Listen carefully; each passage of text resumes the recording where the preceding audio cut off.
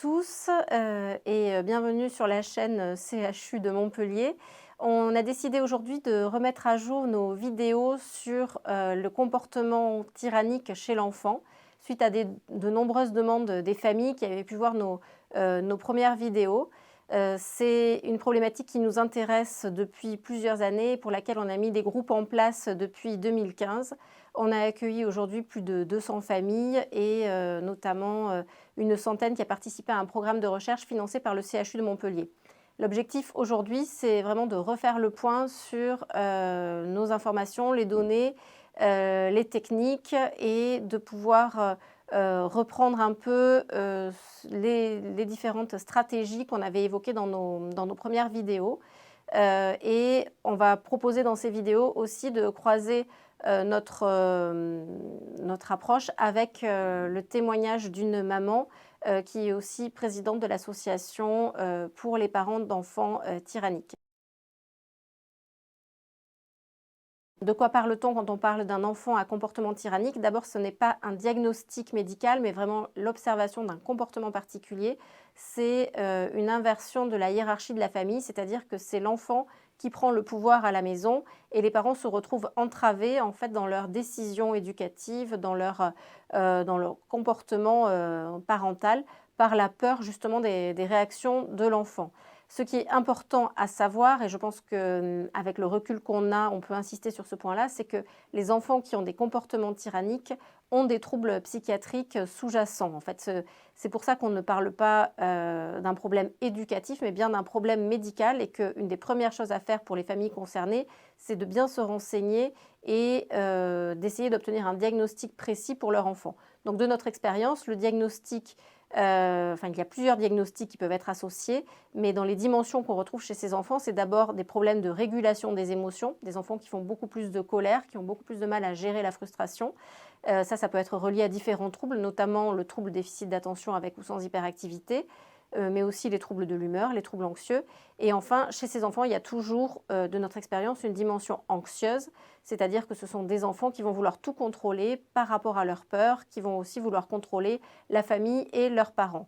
Dans les troubles anxieux, il peut y avoir de l'anxiété de séparation, mais aussi de l'anxiété généralisée, parfois également des profils de TOC ou de troubles du spectre de l'autisme. Donc c'est essentiel avant toute chose de comprendre le fonctionnement de son enfant et ensuite, dans un deuxième temps, de pouvoir mettre en place des stratégies pour les parents afin de sortir de cette dynamique familiale et de pouvoir reprendre petit à petit le contrôle à la maison. Et c'est ce qu'on va développer aujourd'hui dans nos différentes vidéos. Je laisse la parole à Marion Fontalba, qui est donc maman d'une enfant à comportement tyrannique, qui a participé à notre programme et qui a mis en place l'association REACT à Toulouse, Réagir face aux enfants et adolescents à comportement tyrannique, afin d'accompagner des familles qui sont dans cette problématique. Donc bonjour, je suis Marion Fontalba, présidente de l'association REACT, qui est l'association Réagir aux enfants et aux adolescents à comportement tyrannique, qui a été créée en décembre 2018, que nous avons créée à la base avec mon mari. Et ensuite, nous avons été très vite rejoints par d'autres parents confrontés à cette même problématique. Nous avons pu commencer à donner des conférences, notamment avec le docteur Nathalie Franck, et nous essayons effectivement, déjà dans un premier temps, que les parents ne soient plus seuls face à cette problématique et qu'on se soutienne entre nous, et aussi sensibiliser tous les acteurs sociaux, médicaux, juridiques, pédagogiques et autres à notre problématique pour pouvoir vraiment trouver des solutions adaptées à nos enfants. Alors très tôt, notre fille elle avait 18 mois quand on a commencé à avoir des comportements qui n'étaient pas appropriés. Et surtout que cela ne se passait qu'au sein du foyer familial, c'est-à-dire qu'à l'extérieur, à la crèche, tout allait pour le mieux. Et à la maison, c'était une enfant qui était tout le temps irritée, irritable, en colère. Et tous les moments, on va dire, simples et quotidiens devenaient de plus en plus compliqués à gérer. Voilà.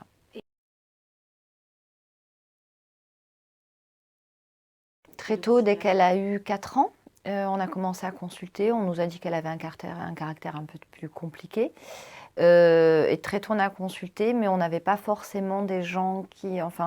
on ne nous comprenait pas forcément dans ce qu'on vivait. C'est-à-dire soit on nous disait que ça allait passer, soit en fait, les médecins ne comprenaient pas pourquoi c'était qu'à la maison. Donc il y avait une espèce de doute qui se mettait en place et on n'était pas forcément entendu dans ce qu'on vivait au quotidien.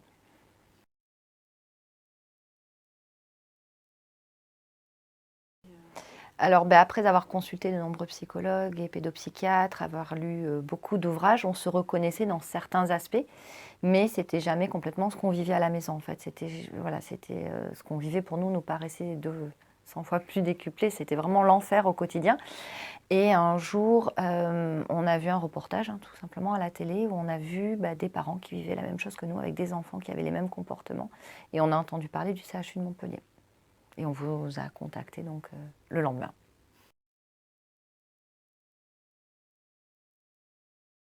Alors, à partir du moment où on passait la porte de la maison, tout était source on appelle ça des crises d'ailleurs, c'était des colères pour tout. C'était parce que j'avais pas éteint la lumière comme il fallait, parce que j'avais pas dit le bon mot, utilisé le mauvais synonyme ou voilà. Je devais avoir certains rituels, donc ouvrir les volets en demandant l'autorisation, ranger le cartable d'une certaine manière si le cartable n'était pas rentré. Donc voilà, tout le quotidien était rythmé d'espèces de rituels qui faisaient que si on ne respectait pas ça, en fait, on avait les droits à la grosse crise de colère.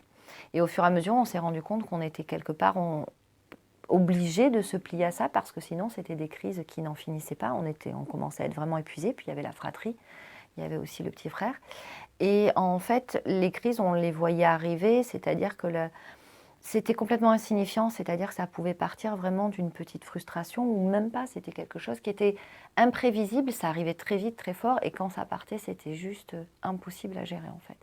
Avec de la violence? Avec de la violence verbale, de la violence physique, du harcèlement, et surtout, je dirais, une emprise psychologique qui nous poussait à l'épuisement parce que ça n'en finissait pas. Et des crises, ce n'était pas une par semaine, c'était 2 à 3 par jour. Et ça allait de 20 minutes à 45 minutes, ça pouvait aller jusqu'à 1h30, où ça se terminait par des scènes de guerre, en fait, et où on devait se protéger et se contrôler aussi, parce qu'on était vraiment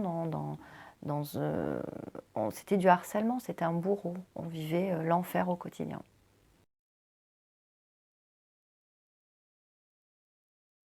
On s'adaptait. Enfin, toute notre vie était en fait centrée sur comment éviter la crise et comment faire en sorte de ne pas provoquer cette colère, cette crise, cette frustration. Ouais. Donc on mettait tout en place pour qu'il y ait le moins de crises possible. Et on se reconnaissait même plus. C'est-à-dire qu'on avait une vie qui était absolument pas naturelle. On vivait au rythme de ces émotions et qui étaient souvent très colérique et puis on n'était pas dans le bon moment, dans le partage, dans quelque chose qui pouvait être léger ou naïf ou joyeux. On vivait sur le qui-vive du matin jusqu'au soir. Le matin, on se levait, on avait la boule au ventre, on se disait comment va se passer le réveil. Et ça démarrait au réveil jusqu'au soir.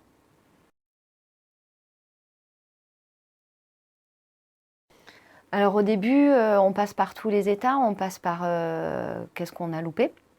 Qu'est-ce qu'on a fait de mal, qu'est-ce qu'on n'a pas fait, qu'est-ce qu'on a fait. Enfin, voilà, donc il y a une grosse culpabilité qui se met en place. Une grosse remise en question aussi on n'est pas allé voir les bons spécialistes ou autres. Et une incompréhension en fait. Et une incompréhension et du coup une solitude. Parce que non seulement on ne comprend pas ce qui nous arrive, mais en plus on voit qu'autour de nous, la plupart des professionnels qu'on a vus ne comprenaient pas non plus ou ne savaient pas nous dire ce que c'était. Et donc du coup, c'est au-delà de l'incompréhension, après c'est la solitude, c'est qu'est-ce qu'on va faire. Qu'est-ce qu'on va faire? Parce qu'au fur et à mesure que les années avancent, ça ne s'arrangeait pas. Et au contraire, c'était de pire en pire. Et on se disait que c'était plus possible. Et là, on tombe dans oui, la dépression. C'est-à-dire on aime notre enfant. Et en même temps, c'est la personne qui nous fait le plus souffrir au monde. Donc, il faut lutter pour ne pas finir par le détester, en fait. Et ça, c'est extrêmement difficile pour un enfant parce qu'on n'a pas des enfants pour les détester.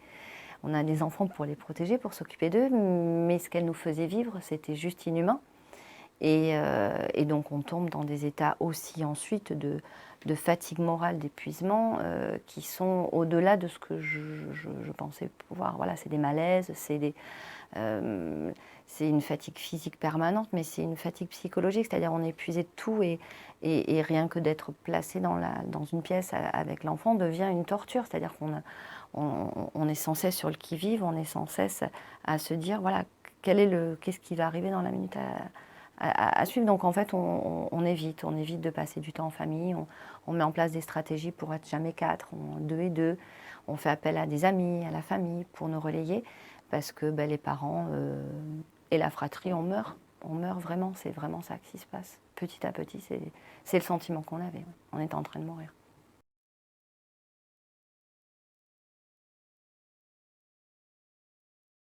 Ça va bien. Ouais, ça va très bien. Notre fille va beaucoup mieux. Parce qu'on a trouvé effectivement au sein du CHU de Montpellier, ensuite avec d'autres professionnels médicaux sur Toulouse, des solutions qui sont adaptées. Parce qu'à partir du moment où on nous dit et on nous explique que ce sont des troubles, bah, déjà on voit plus l'enfant. Voilà, on voit l'enfant et on voit sa souffrance. Nous, c'était pas forcément le cas. Et du coup, bah, c'est avec plusieurs outils qu'on a mis en place qui font qu'aujourd'hui, on arrive à retrouver une vie normale. Donc, ces outils-là, c'est de l'accompagnement, bien sûr, par des professionnels médicaux qui sont sensibilisés à cette problématique. C'est également des traitements qui sont adaptés, qui sont bienveillants et qui aident l'enfant à être mieux et à mieux gérer ses émotions, ses angoisses. C'est également, ça peut passer par des solutions de séparation temporaires ou sur des projets éducatifs comme de l'internat. Donc il y a plein d'outils qui peuvent être mis en place et qui permettent de retrouver une vie normale. C'est aussi la méthodologie du CHU de Montpellier de résistance non violente. Donc tous ces outils-là font qu'on arrive effectivement à mieux comprendre les troubles de l'enfant, à mieux s'y préparer aussi et à mieux interagir avec ce que l'enfant peut traverser et à trouver des solutions qui sont complètement appropriées et avoir une vie différente des autres, mais c'est notre vie et elle est plutôt chouette maintenant.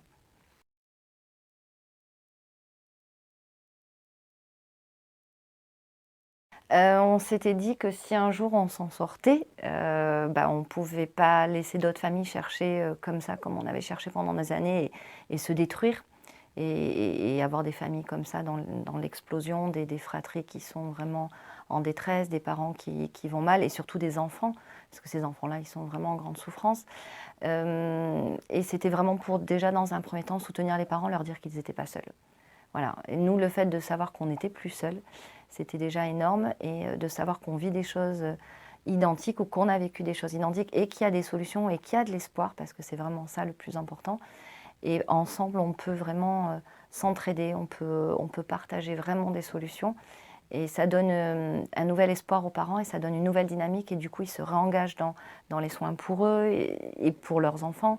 Et voilà, chacun amène sa touche de solution. Et c'est vraiment ensemble, avec toute l'association et tous les membres, qu'on arrive à faire avancer les choses, aussi auprès des professionnels médicaux d'autres villes et des professionnels sociaux et éducatifs et autres.